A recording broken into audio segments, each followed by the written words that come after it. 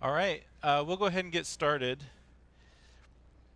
We finished last time toward the end of chapter 3, looking at what is being said there, in which Peter seems to be saying that we know that we are saved because we have this connection to the resurrection of Jesus. So as far as we are concerned as believers, there's really no doubt. If you are in fellowship with Jesus, then you are in fellowship with him in his death, in his burial, his resurrection. And it is that resurrection from the dead that gives us hope. And it gives us hope to go and to be seated with Jesus, who is in heaven at the right hand of God, with all things being subjected to him. And there are other places in the New Testament where you can sort of see the same language used, like in Ephesians, Paul will talk about us being seated with Christ in the heavenly places. In Corinthians, he will talk about us judging angels. So there's this idea, in which I don't necessarily think that means that we will be passing judgment on them. It could, but it can also just mean that very much like the judges in Israel were in a role of some kind of authority over them, that we might be in the same thing, sharing in this kinship, this elevation, this glorification of Jesus. And so when we get to chapter 4 then, because we are united with Jesus in his death and burial and resurrection, we need to arm ourselves with the same way of thinking. Since therefore Christ suffered in the flesh, arm yourselves with the same way of thinking. For whoever has suffered in the flesh has ceased from sin, so as to live for the rest of the time in the flesh, no longer for human passions, but for the will of God. And again, the idea here doesn't seem to mean that if somebody is mistreating you, then you're not sinning at all. It seems to be about choosing a pathway. If you are choosing the way of the world, if you're living for the flesh, there's this contrast in Scripture, in the New Testament in particular, between the sarx, the flesh, and the pneuma, the spirit. In Galatians, you have the works of the flesh versus the fruit of the spirit. And so Peter seems to be thinking in the same terms, using the same idea. If you're living for God, then you're not living for the flesh. And if you're living for God, then you're not living for the world, and the world will war against you, so you will suffer. So the idea is, if you are suffering, if the world has declared you its enemy, then that means that you are no longer living for the world. And so that seems to be the overriding idea here. No longer living for human desires, but for the will of God. And when you hear this, no longer living for the human desires or human passions or human lusts, your translation may say various things, but for the will of God, what are some things that you think of when you hear that? What does it mean to live for the desires of the flesh, for human desires?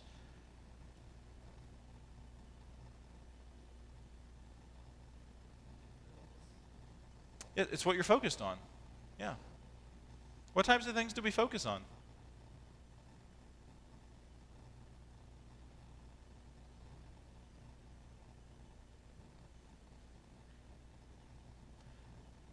I'll give you one. Fame. Notoriety. Being somebody. And that's one of the dangerous things about the internet, is it sort of feeds that mentality. You can get people to follow you, right? The whole thing about Instagram and Facebook and Twitter, and I'm not saying that you should never use those things, right? But the whole thing about those is to get a following, right? To become an influencer. And people will do anything they can to sort of get that and to gain that.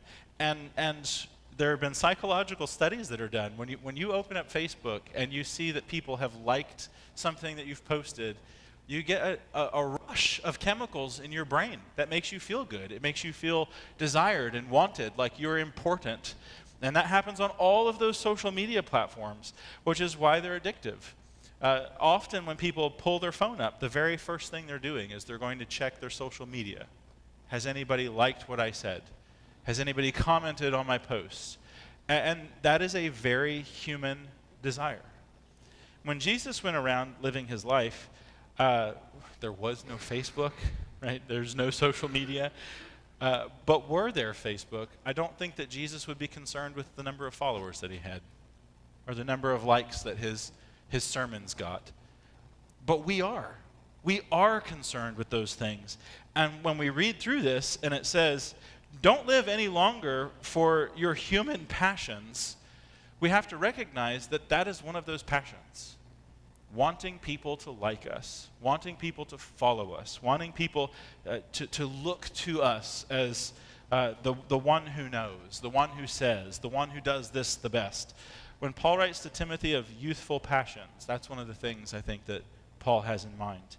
This idea of fame, of being somebody.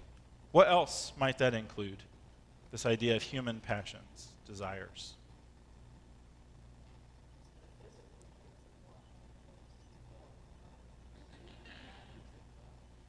Yeah, wealth, the trappings of wealth. You can pretty much put any physical desire under this. And that includes food. I love food. I try to use it as often as I can. But there is a sense in which you can go overboard, right? I mean, if you're going to cook something, you might as well make it taste good. I'm not of the opinion that you have to make all your food taste terrible so that you don't become an idolater for food, right? And if you want to do that, that's fine, but the only time bitter herbs are prescribed in Scripture is for the Passover. And so I don't think you have to make your food taste terrible. But at the same time, it can become something that gets too much focus, that takes too much of our attention. And it's really sort of symbolic of that idea of living for the here and now, of living for what we can get now.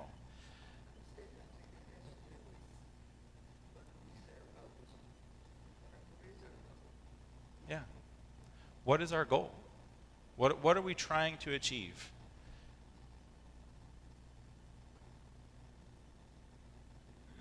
So then what is the will of God? If it is contrasted with this, and we have to understand, right? God made all of these things. When God created the animals, as has been a joke for quite some time, he made them delicious. Like when we go to the zoo and we see animals at the zoo, one of my favorite jokes to tell the children is like, wow, look, a zebra. And I'll say, yeah, I bet it's delicious.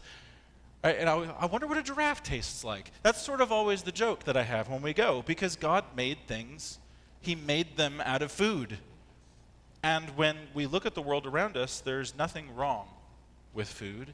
There is nothing wrong with enjoying a sunset. God made the sun beautiful. He made forests an enjoyable place to be. So it's not that these physical things are in and of themselves evil, but they get abused or misused. And so then what is this will of God that we are living for?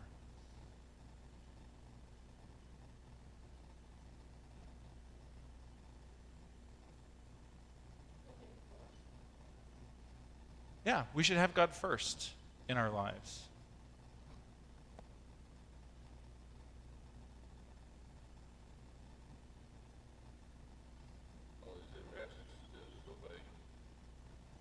Yeah, to seek to learn what God wants us to do and to obey him.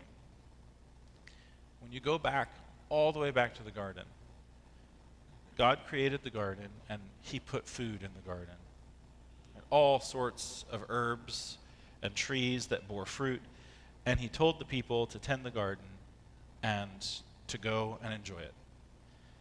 And all of that means that there is a way for a human to live in creation that glorifies and honors the Creator. And so when we think of this, when we come and don't live for human desires, but now live for God's desire, for God's will, we have to learn how to be people. You have to learn how to be a human in the way that God designed humans to be. One of the changes in the book of Genesis is in Genesis 1, when you're getting, and 2, when you're getting the creation account. In Genesis 1, when God made the man and the woman, in whose image were they made? God's. He made them in God's image. In chapter 5, when you start getting the lineage, in whose image are all of those children made? And don't think theologically, textually, in the text. In whose image are they made? Adam's. There's a change in the text. In Genesis 1, God makes the man and the woman in God's image. In Genesis 5, when you start going through the lineage of all Adam's children, they're all in Adam's image. Paul picks up on that in the book of Romans, where he starts talking about how we were born after Adam. I think that's chapter 5. And in chapter 5, you see this person was born and died, born and died, born and died. So being born in the image of Adam brings forth death. But now we are reborn in the image of Jesus, which puts us back in Genesis 1, where we are remade, we are made in God's image now, which we have to learn how to be human. And so this idea here of stop living the way you used to live after the image of Adam, after the way that all people live, and start living the way for God. So this is Ephesians 2. You were given to sensuality, you were children of wrath like the rest of mankind, you were dead in your trespasses and sins, but God has come and redeemed us and saved us and glorified us with Christ. So don't live like people, like the world any longer. Now live like God. And who is the picture of how God lives as a human? Jesus, yes. So we live like Christ. And that's sort of our example. Jesus suffered in the flesh because he didn't live according to the world. He lived for God's will. And when he did that, the world hated him. So we too, as we decide to live for God's will, learning how to be human again, having to learn from, like infancy, you're going back and learning how to walk in the footsteps of Jesus, we should expect opposition to that. Because we're not living like everybody else. We're living now for God. And in that line of thought, he's going to say in verse 3, the time that is past suffices for doing what the Gentiles want to do. And you can just put the nations there, right? The ethnos, the nations, the world. For the time is past, that suffices for doing what the Gentiles want to do. And then he's going to list some things. And this idea of sensuality, it just means things that excite the senses. Anything that excites the senses for the sake of exciting the senses. So that is the end. Right? Going to watch sunsets just because they make you happy is sensuality.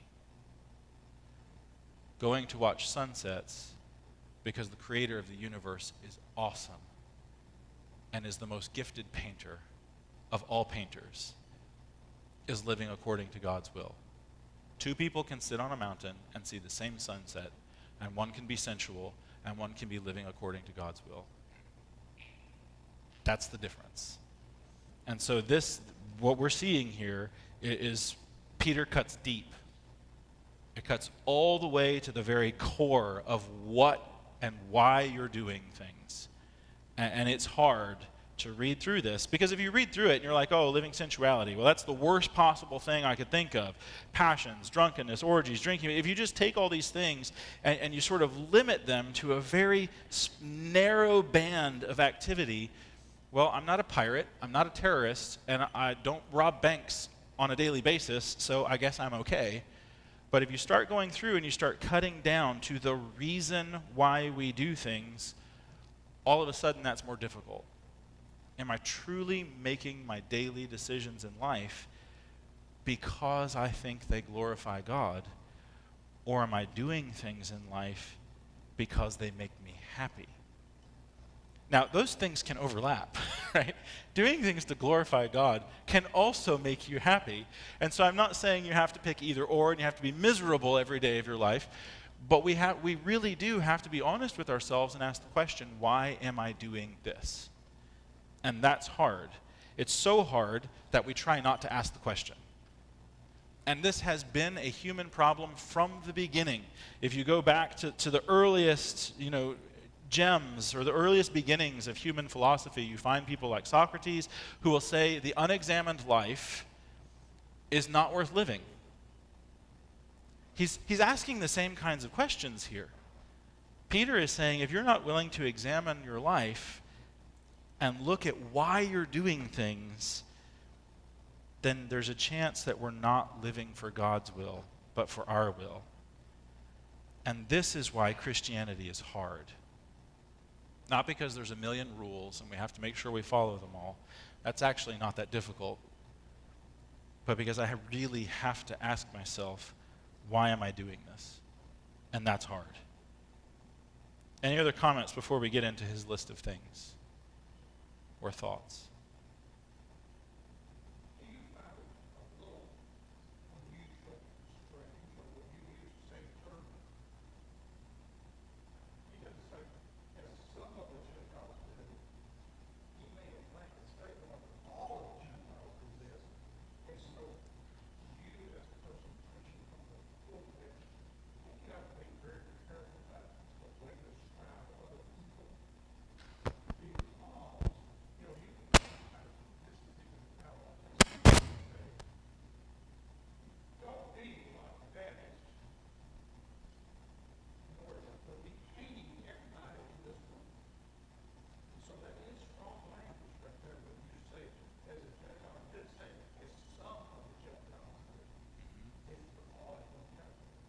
Yeah.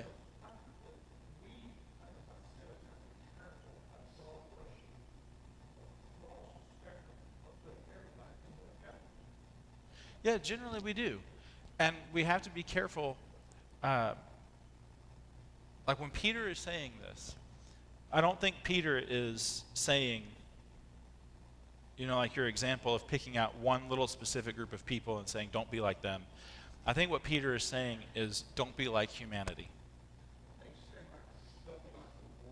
Yes, that's the exact idea. The idea of nations, being a Jew, the idea of the nations is that God has a select group of people, and then the Gentile, the nations, the ethnos, that is the rest of the world. And so the way that Paul or John in particular might refer to the world, this is how Peter seems to be referring to the world. And so I think you're exactly right. That's what we're seeing.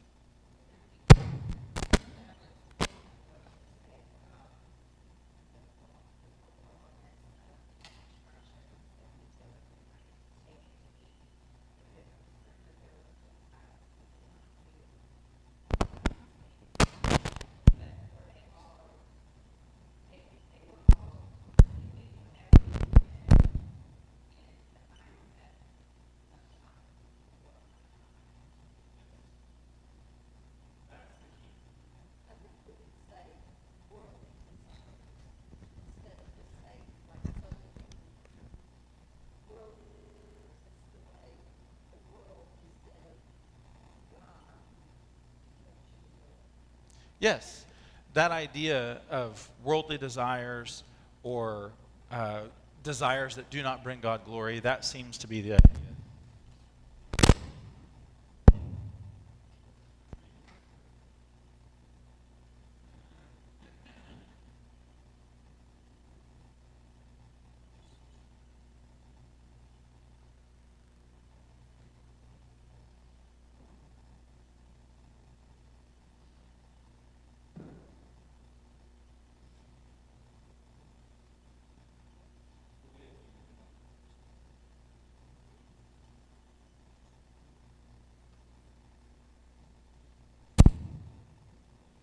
How's that? Nope. I think it's that right there. It looks bent.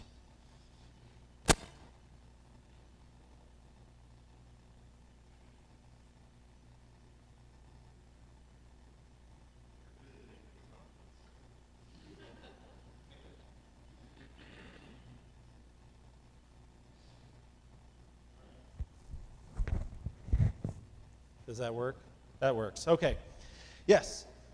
I think that's exactly the idea, is there is a way that we ought to be walking in Jesus, and it is not the way that the world walks. Deb?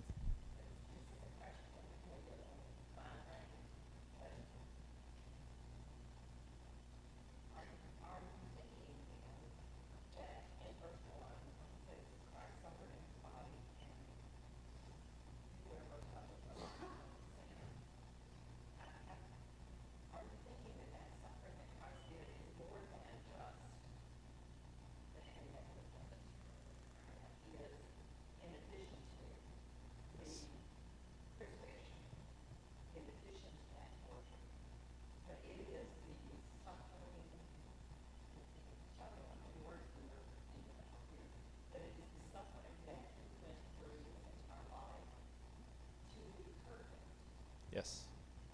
Yes. That is exactly how I would understand that.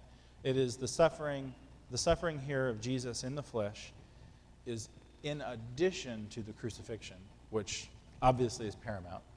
In addition to that, the daily suffering that Jesus goes through, the rejection of the religious leaders of his people, the rejection of his family, the rejection of his friends, all of these things that sometimes we tend to gloss over because the crucifixion is so significant. Sometimes I forget that the daily life of Jesus, there's joy in his life. There are times where I think, when I hear Jesus talking, there are times where I think he is laughing, right? He has all of the emotions that we have. He's a pretty funny person. He's also a very serious person. He's also at times a very sad person.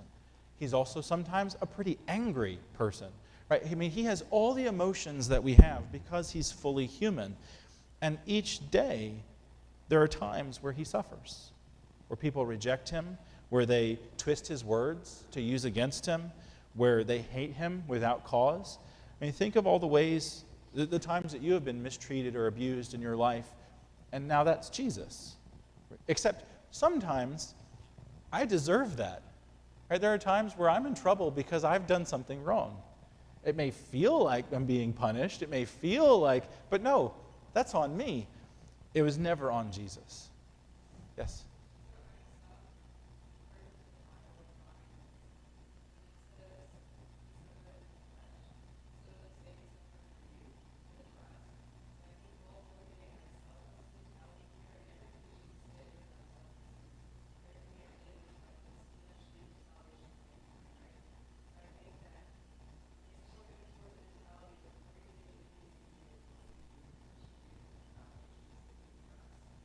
Yeah. And those are the two greatest commandments. A love upward and a love outward. Love the Lord, love your neighbor. And everything that Jesus does falls in the framework of those two things. And often humans make decisions that don't fall under the framework, the umbrella of those two commandments. And anytime we find ourselves doing that, we have left the path and we have begun to walk in sensuality. We have begun to walk in the way of the nations, in the way of the world. And that's where you get some of these examples in verse 3. You know, the Gentiles do certain things. They live in sensuality. Well, selfishness, right? It's all about them. Same thing with the passions, their desires, the drunkenness, being overfull, right? Not just with alcohol. As an American, you hear alcohol, drunk, and you think alcohol. It's all sorts of things. It means being overfilled. And you can find that word used throughout the Scripture, the Old Testament, New Testament, if you're looking at both in Greek, to be overfilled with anything. And so overfilled with alcohol, drugs, food, pleasure, yes. All of those things. Power? Yes, yeah. And so the same way that we might use that word figuratively, you can use that word figuratively here also. The idea of orgies is just a party for pleasure. Right? Now, you can take that to its extreme, but it also just means living in the moment for the pleasure of now. And that absolutely is the Gentile world in the first century. That absolutely is the Gentile world in the 21st century. You hear things like, you only live once. Really what that is that is a justification in our minds to go do what makes me happy right now.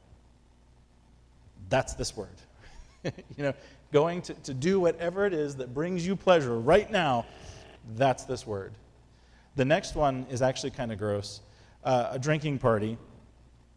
You'll hear some people every once in a while say that this word means a drinking, a drink.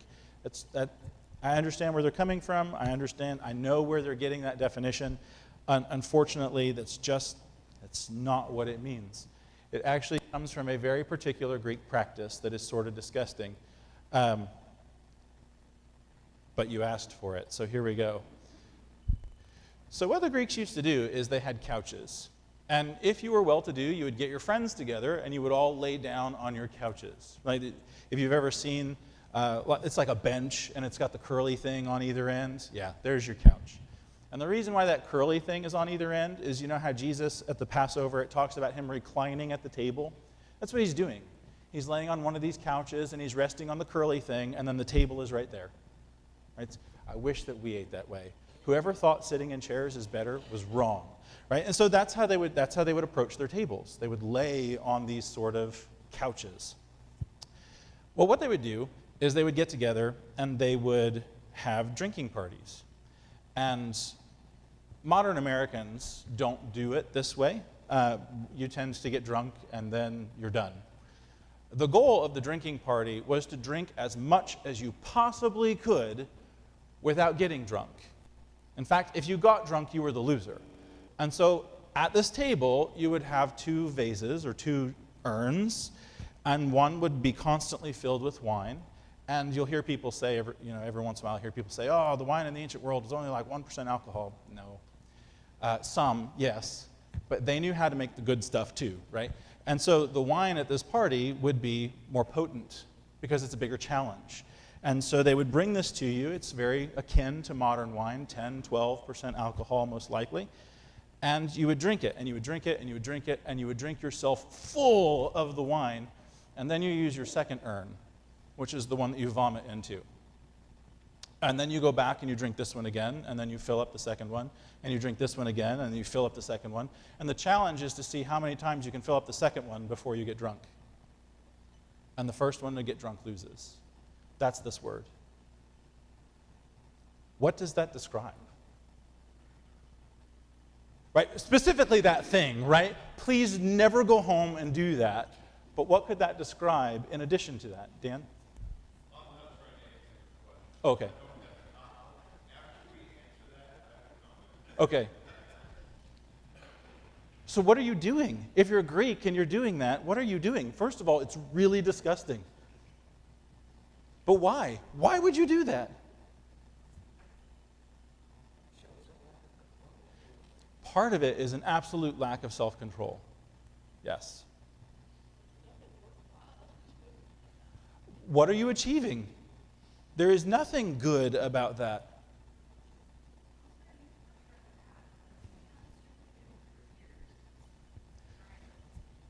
Yeah, we could argue, where is the lasting pleasure in it? And you're taking in this thing that is supposed to be enjoyable, the drink, and you're not even using it for what it's. You're misusing absolutely everything in the equation. Not one good thing is coming out of this. But they did it for the accolades of their friends, to be the last one standing, as it were, to be the one who had the most drunk, right? And not to be the most drunk, but to want the one who had drunk the most. Right? I mean, when you sit down and when you realize what that practice is, all of a sudden you're like, wow, what an empty, vacuous practice, devoid of any meaning or purpose. And if that's how Peter is describing what the world does, what is he telling us about worldly pursuits and desires? TV. Yeah. Yeah, he's telling us that worldly desires are like that party. It seems like you're doing something, but you're not doing anything. It is absolutely a mess. Dan.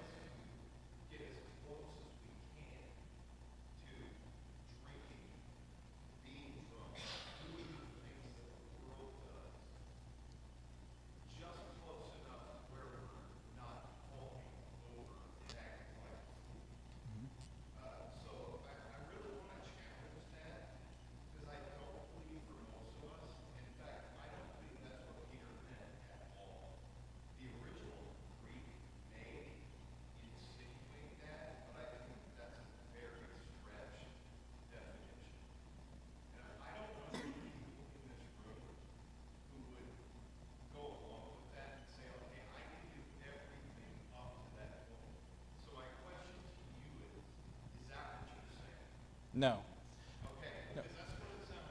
No. I think in the first century, and this is the issue with having the Bible in English, is we don't know what it said because we don't live in first century culture. And so we depend on people to translate those Greek words into English. If you're a Greek speaker in the first century, when Peter says drinking parties, that's what the word means, that practice. The people in the first century would have understood it that way. Now, what we have to be careful is we have to say, oh, Peter uses this symposium, right? This practice of getting together. And the purpose of that party is not to get drunk. Right? So it's not getting together for the buzz or for the pleasure of becoming intoxicated. It's actually quite the opposite. It's to get together and not be drunk. And so I think we have to be careful that we don't say, oh, Peter only means that one specific thing. I think Peter is referring to the mentality, to the way that those people are living. And so we have to sort of take that principle, if you want to think of it that way, and bring it into our time. I'm going to go out on a limb and say almost nobody in this room has ever done that. You've probably never been to a Greek drinking party. If you have, please don't tell me. Right? So then the idea is, what does that mean for us? Does that mean that we can say, well, I've never been to one of those, so I'm good? Or do we have to look at it and say, what was the mentality of going to something like that? And how do I avoid that mentality? So this idea of like social drinking or going to a party or something where the purpose might be similar, that's where we have to say, okay, that's what those people were doing. I'm doing the same thing if I partake in this action. They might look a little different, but it's really the same thing, so I shouldn't do it. Does that make sense? Yeah, and honestly, Stephen, when you were describing that practice, I was pulling that back so that, mentally some notches into what we have today. Because personally, I can't see you down wild horse at the bar. Drinking it all. I can't see you there. I appreciate that. I would ever find you there. And I believe that's the way we ought to be living, which is apart from the Lord. And I think that's what Peter is saying here, and I think that's what you were getting at. But I just heard, something a little bit more explicit there.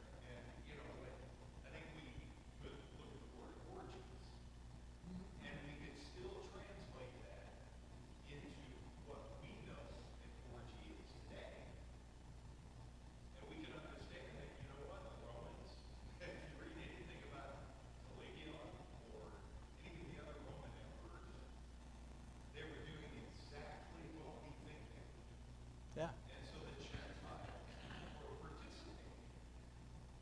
And Peter is just warning, early Christians, you cannot go anywhere near this. Yes. And that's when we read through these, we have to be careful because you can understand that word, orgy, in a very narrow way. And that definition, Caligula certainly, would be included under that umbrella. But it's also broader. And so we have to look and we can't say, what was the very specific Greco-Roman practice that this word referred to? And as long as I don't act like a Roman, I'm okay. That's not the point. The point is that these Romans were living like Gentiles, the world.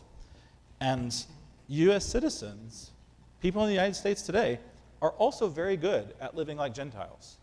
Now, our practices are different. The things that we do are different. But if you want to know sort of the things that Paul is talking about, I'm not giving you permission to do this.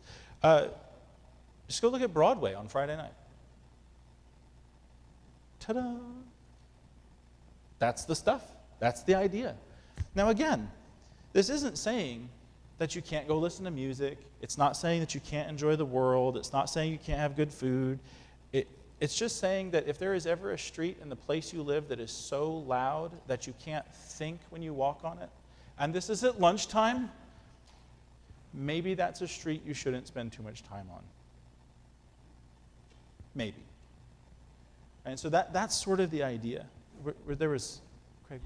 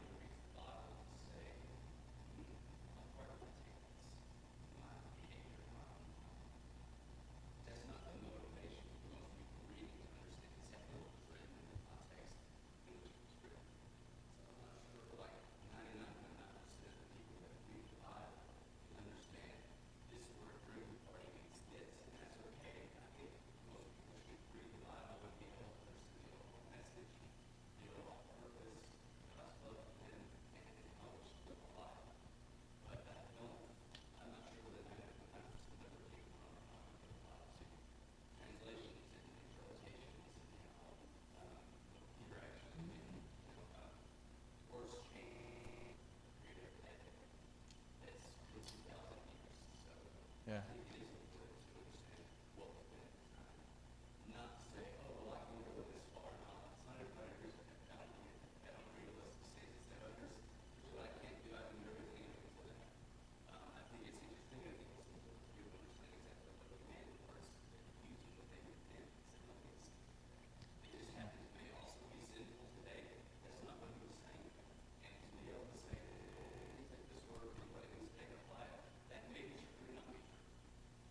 Yeah, and that's the difficulty, is most people, I don't know the percentage, but most people are not well-versed in Koine Greek. You know, yeah. Yeah. Most people don't know it. And so we depend on translators who do. And when we read through this, they're going to try as well as they can to put the thoughts, right? Sometimes the word doesn't translate perfectly, or the phrase doesn't, and so you're trying to what is the idea? And drinking party, if you know what's sort of going on in Greek culture, drinking party is a pretty good translation. And then when you look at that, what is actually happening? Why is it wrong? And then we take that why, and we start applying that why to our lives. Well, why was it wrong then? Okay, so if I'm doing anything that has the same why, then whatever it is that I'm doing, because the reason is the same, it's also wrong. And the reason why it's wrong is not because God has a giant list of things. It's because I'm not walking in the footsteps of Jesus. I'm not loving God like Jesus. I'm not loving people like Jesus, but I have fallen back into a self-centered, self-focused, self-proclaiming, self-aggrandizing way of life that totally misses the point. And that seems to be really what Peter is pushing here. Live and love like Jesus. Yes?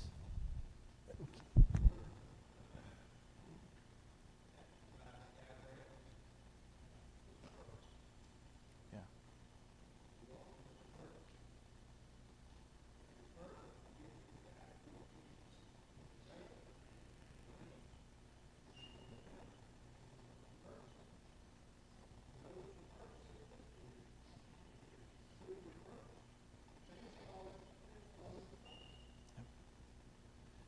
Carrie, we're going to say something?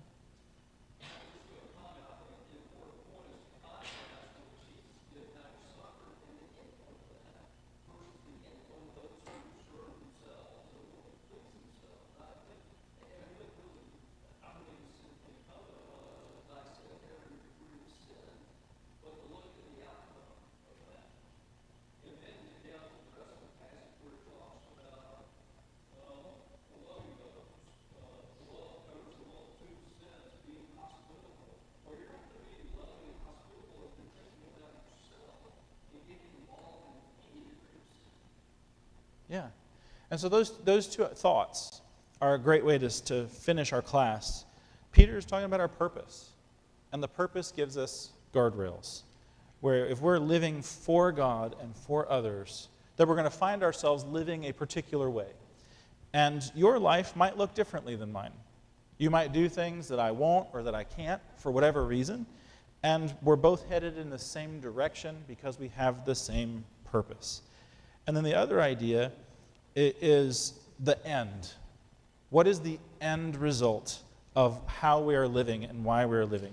You'll see the sort of the same idea in Hebrews chapter 13, where the writer there says, consider the outcome of their faith, their way of life.